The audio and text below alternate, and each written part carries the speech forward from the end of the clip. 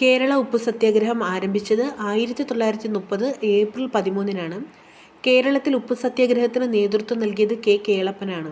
K കേളപ്പനോടൊപ്പം പങ്കെടുത്ത പ്രധാന നേതാക്കളെ ചിലപ്പോഴൊക്കെ ചോദിക്കാറുണ്ട്. P Krishnapillai, K Kunhappa Nambiar, P Kesavan Nambiar, അതുപോലെ തന്നെ പി സി കുഞ്ഞിരാമൻ നമ്പ്യാർ. കേരളത്തിലെ ഉപ്പു സത്യാഗ്രഹത്തിൻ്റെ പ്രധാന കേന്ദ്രം പയ്യന്നൂരിലെ ഉളിയത്ത് കടവാണ്. രണ്ടാം ബർദോളി എന്നറിയപ്പെടുന്നത് പയ്യന്നൂരാണ്.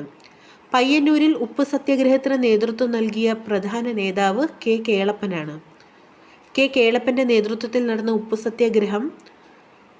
സത്യാഗ്രഹ ജാഥയിൽ പങ്കെടുത്തവരുടെ എണ്ണം 32ആണ്. കോഴിക്കോട് ജില്ലയിൽ ഉപ്പു സത്യാഗ്രഹത്തിന് നേതൃത്വം നൽകിയ പ്രധാന നേതാവ് മുഹമ്മദ് അബ്ദുൾ റഹ്മാനാണ്. കോഴിക്കോട് നിന്നും പയ്യന്നൂരിലേക്ക് കെ കേളപ്പൻ്റെ നേതൃത്വത്തിൽ ഉപ്പ് നിയമം ലംഘിച്ചത് 1930 ഏപ്രിൽ 21-നാണ്. കേരളത്തിലെ ഉപ്പു സത്യാഗ്രഹത്തിലുടനീളം ആലപിച്ച ഗാനം വരിക വരിക സഹചരേ.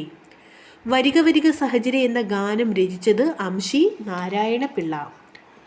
പാലക്കാട് നിന്നും പയ്യന്നൂരിലേക്ക് സത്യാഗ്രഹ ജാഥ നയിച്ചത് TR കൃഷ്ണസ്വാമി അയ്യർ.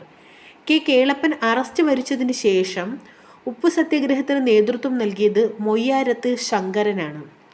കേരളത്തിൽ ഉപ്പു സത്യാഗ്രഹത്തിൻ്റെ പൈലറ്റ് എന്നറിയപ്പെടുന്ന വ്യക്തിയും മൊയ്യാരത്ത് ശങ്കരനാണ്.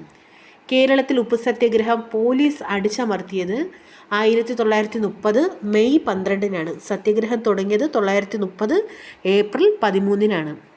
കേരളത്തിൽ ഉപ്പു സത്യാഗ്രഹ സ്മാരകം സ്ഥിതി ചെയ്യുന്നത് ഉളിയത്ത് കടവിലാണ്. ഉപ്പു നിയമ ലംഘനത്തിൽ സജീവമായി പങ്കെടുത്ത മറ്റ് നേതാക്കൾ മുഹമ്മദ് അബ്ദുൾ റഹ്മാൻ സാഹിബ്, മൊയ്യാരത്ത് ശങ്കരൻ, മൊയ്തു മൗലവി എന്നിവരാണ്. ഉപ്പു സത്യാഗ്രഹത്തെ തുടർന്ന് 43 ദിവസത്തെ ഉപവാസത്തിനൊടുവിൽ ജയിലിൽ വെച്ച് മരണപ്പെട്ട വ്യക്തി PC കുഞ്ഞിരാമൻ അടിയോടിയാണ്.